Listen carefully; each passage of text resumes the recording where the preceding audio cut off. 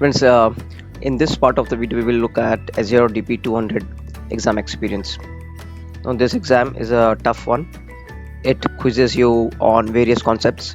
Even though we call this as an associate exam, it is a tough exam. They quiz you around so many concepts, like in some other product certifications, for example, Oracle or any other product like Snowflake. You are quizzed around just a concept around that database. In this exam, you will be quizzed around Hadoop, uh, Databricks, Data Factory, Synapse Analytics, Azure SQL Database, pricing, security, role-based access, encryption, and so on. So your memory loading capacity is really tested. So this exam is way tougher than the DP 900 exam. You have to understand the concepts and have a big memory to load all of these concepts. Plus, you should have a strategy how to weigh the options and come with the correct answer. So please subscribe to my channel for more such contents. So what happens at the start of the exam?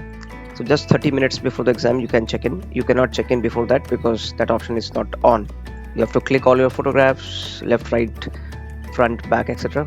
You have to click the photograph of your passport or the driving license and complete the onboarding formalities.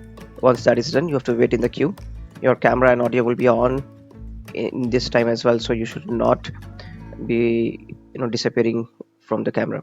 Once your number comes in the queue, someone will onboard you, and then in some cases, like in my case, they asked me to show the entire room again, and once they did that, they started the exam.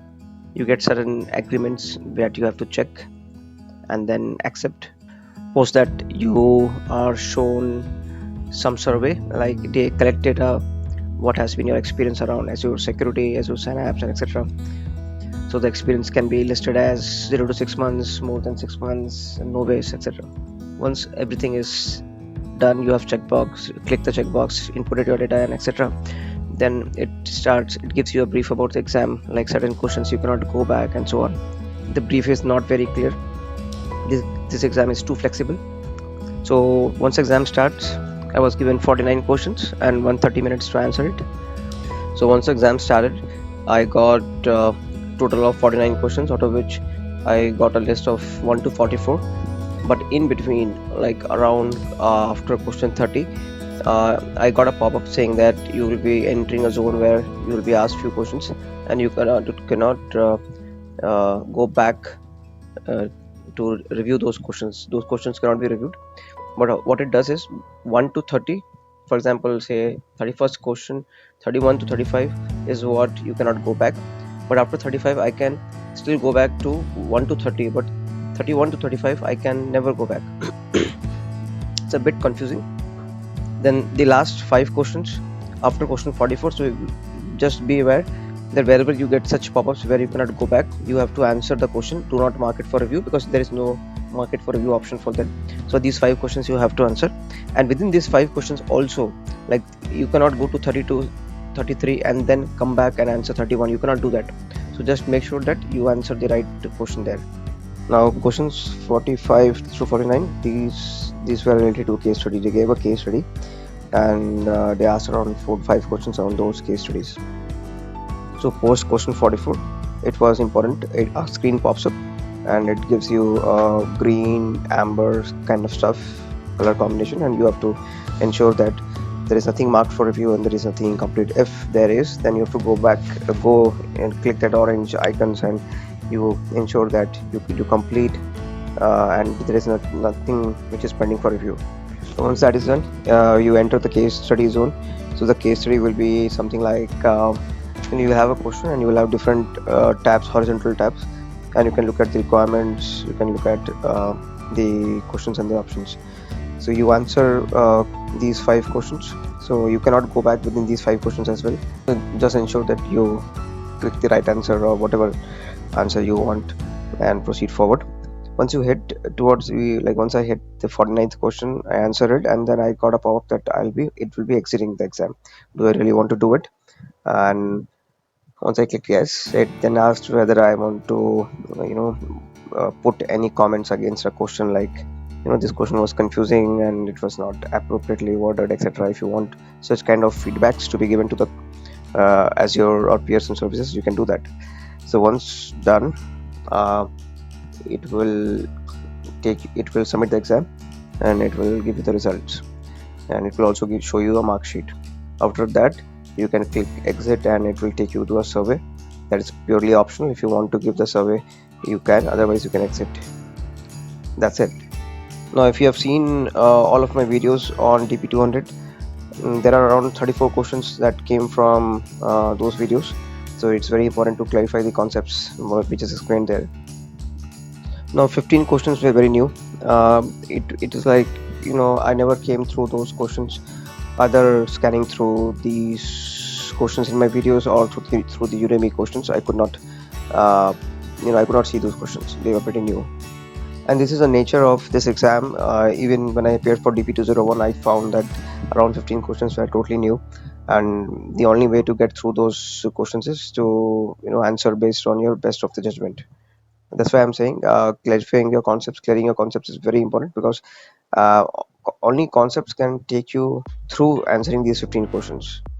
Now these 15 questions are the ones where you will lose bulk of the marks, because even if you are answering 7 out of 15 or 8 out of 15, you're doing good to pass the exam.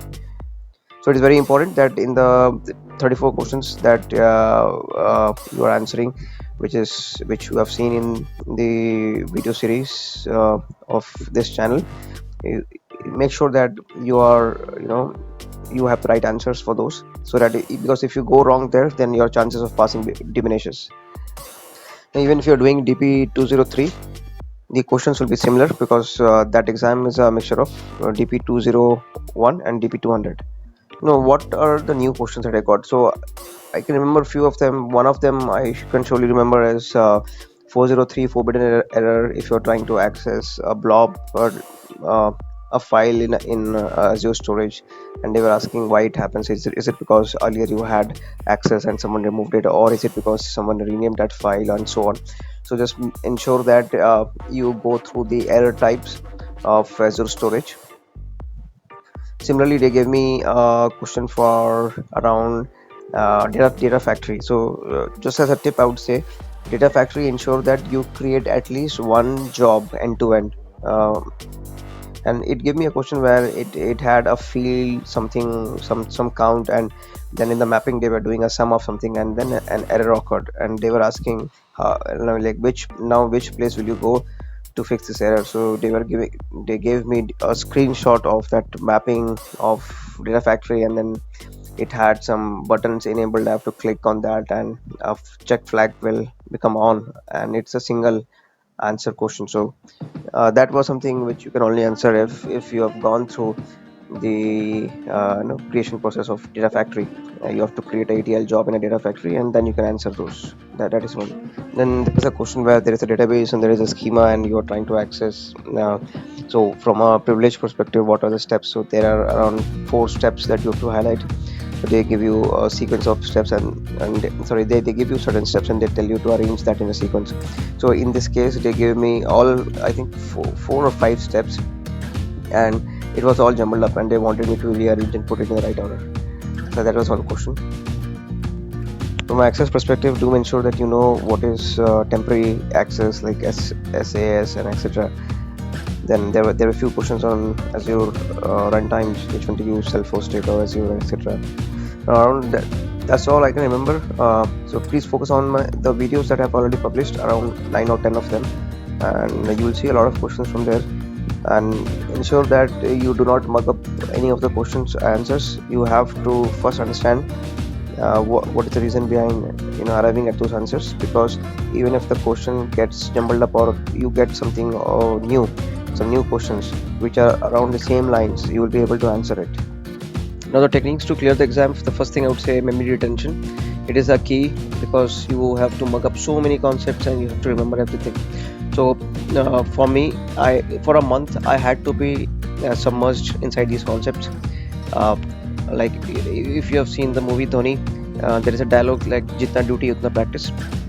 It's a Hindi dialogue. So what it means is the amount of time you spend in your office, 8 hours or 9 hours, whatever, doing your duty or whatever is your daily core or daily job, you have to spend almost similar amount of time in here. So I could not spend similar amount of time, but I was able to spend around 3 hours on a daily basis uh, for a month. And I first understood the concepts, and then I kept on memorizing different concepts, different stuff, made a lot of notes, and etc.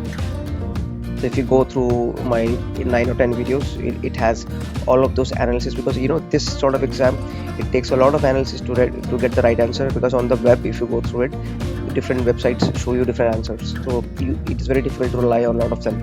So what you do is, what I try to do is, I went through all the documentation of Azure, and then whatever the right answers was, I documented it in my videos, so that if someone is accessing my videos, they will have no ambiguity, they can be very sure that these are right answers.